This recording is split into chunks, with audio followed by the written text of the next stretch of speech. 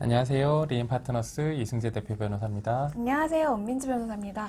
변호사님, 사실 제가 그렇게 막 화가 많지는 않다고 생각하는데 정말 화가 날 때가 운전할 때거든요. 그러니까 예를 들어서 상습적으로 막히는 구간에서 얌체같이 줄을 안 서고 있던 차가 갑자기 앞으로 끼어든다거나 하면 진짜 화가 많이 납니다. 사실 그런 구간에서 사고도 자주 발생하게 되는데요. 잘못하면 별 생각 없이 운전하다가 사고 가해자가 될 수 있다는 점 이번 영상을 통해서 알려드리겠습니다.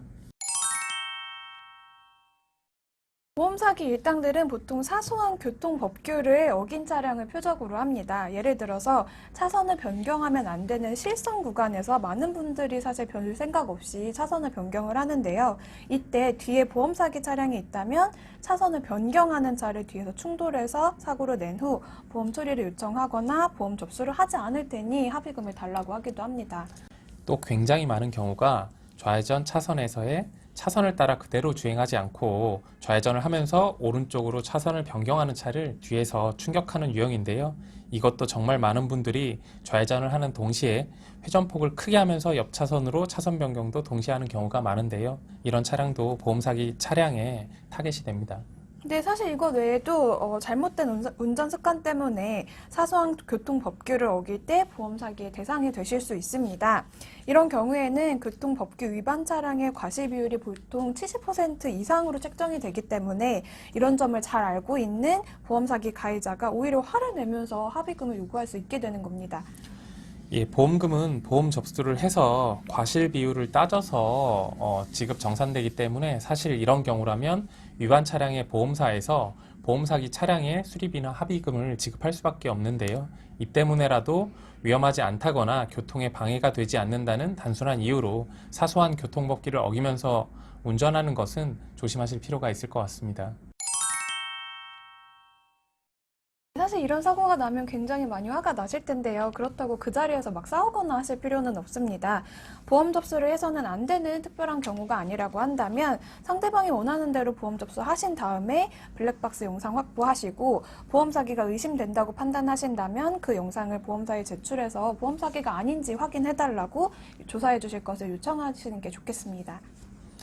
사실 우연히 난 사고가 아니라면 사고의 피해자는 유사한 유형의 사고를 여러 번 내서 보험금을 수령했을 가능성이 높습니다.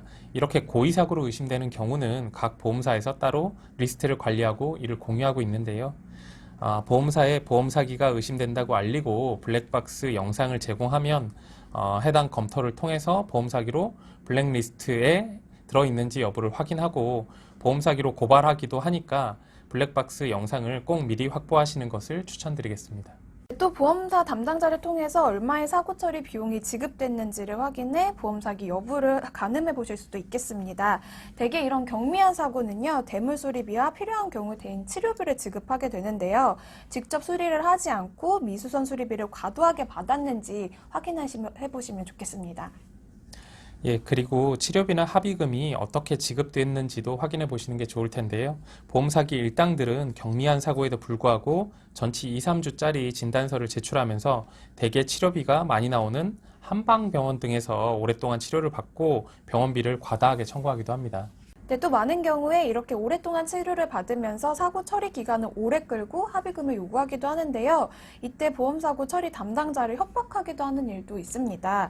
일반적으로 경미한 사고의 경우에는 치료비 외에 합의금은 100만 원 이내로 책정되기 때문에 합의금으로 너무 많은 금액을 요구한다고 한다면 조심하실 필요가 있겠습니다. 사실 사고가 발생했을 때 치료비와 합의금을 사고를 낸 사람이 내는 게 아니라 보험사에서 대신 지급하기 때문에 보험사에서 알아서 처리하겠지 하고 쉽게 생각하는 경우가 많은데요. 보통 사고가 나서 보험사에서 상대방에게 이렇게 치료비하고 합의금을 과다 지급하는 경우에는 자신의 보험료가 추후에 상당히 높아질 수 있기 때문에 보험금이 이렇게 너무 많이 지급됐다면 보험사에 이런 점들을 꼼꼼히 확인하실 필요가 있겠습니다. 네, 이번에는 보험 사기 혐의를 받는 경우에 대해서 잠깐 설명해 드릴 텐데요. 잘못된 운전 습관으로 보험 사기 피해자가 되는 경우가 종종 발생합니다. 성격상 양보 운전을 못 하시는 분들, 자신의 차량 앞에 다른 차가 끼어드는 것을 도저히 참을 수 없다고 생각하시는 분들, 충분히 다른 차를 피해갈 수 있는데도 내가 정상으로 주행하고 있으니까 그냥 가는 분들 생각보다 굉장히 많습니다. 이런 경우 이런 사고가 축적되다 보면 사고를 피할 수 있었는데도 고의로 피하지 않고 교통사고를 냈다고 의심받아서 보험사의 블랙리스트에 오를 수 있고 형사 고발이 될 수도 있습니다.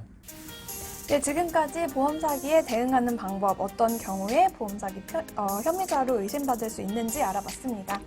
예, 보험 사기의 경우에 있어서는 첫 번째 경찰 조사가 매우 중요하기 때문에 경찰에서 보험 사기 관련해서 혐의를 받고 있다고 전화를 받으신다면 바로 변호인의 도움을 받으실 필요가 있다는 점을 잊지 마십시오. 네, 오늘 영상 도움되셨다면 좋아요와 구독 부탁드릴게요. 고맙습니다. 감사합니다.